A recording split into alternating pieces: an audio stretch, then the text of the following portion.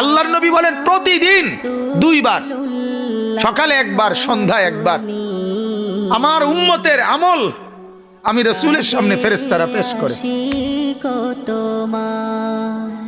হায় হায়, নবীর সামনে তোমার নাম উচ্চারণ হয়, ফেরেশতা বলে ইয়া রাসূলুল্লাহ একটা সিজদা দেয় নাই, একটা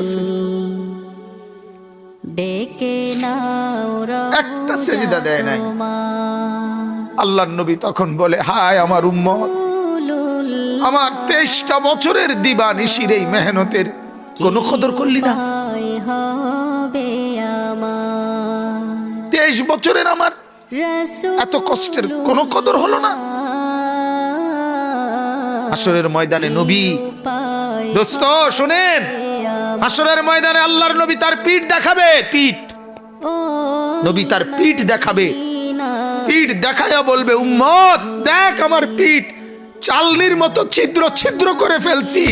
তায়েফের বাচ্চারা যখন আমার পাথর মারছে, ওই পাথরের আঘাত সইতে গিয়ে সেদিন দেখবেন, সেদিন বুঝবা যুবক, নওজোয়ান, তোমাদের জন্য কাঁদার কেউ নাই, তোমাদের জন্য ভাবার কেউ নাই। মা বাপ ছেড়ে দিছে তোমারে, যা বাবা নষ্ট হয়ে যা। আহা, মোবাইলের হাতে ছেড়ে দিছে তোমারে, নষ্ট বন্ধুদের হাতে ছেড়ে দিছে তোমারে, যা বাবা পেটের বুক লাগলে ভাত খাইয়ে যাইস, বাকি টাইম নষ্ট হয়ে যায়। অভিভাবক ছেড়ে দিছে সন্তান,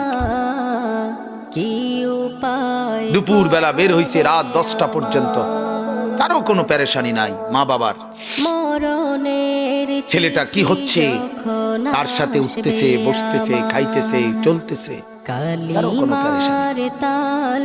এভাবে জিন্দেগি চলে না বাজার, এভাবে জিন্দেগি চলে না। এজন্য আল্লাহ তাআলা প্রতিদিন ডাকে আমার বান্দা আমি কি অপরাধ করেছি। রাসূল প্রতিদিন বলে আমার উম্মত আমি কি অন্যায় করেছি।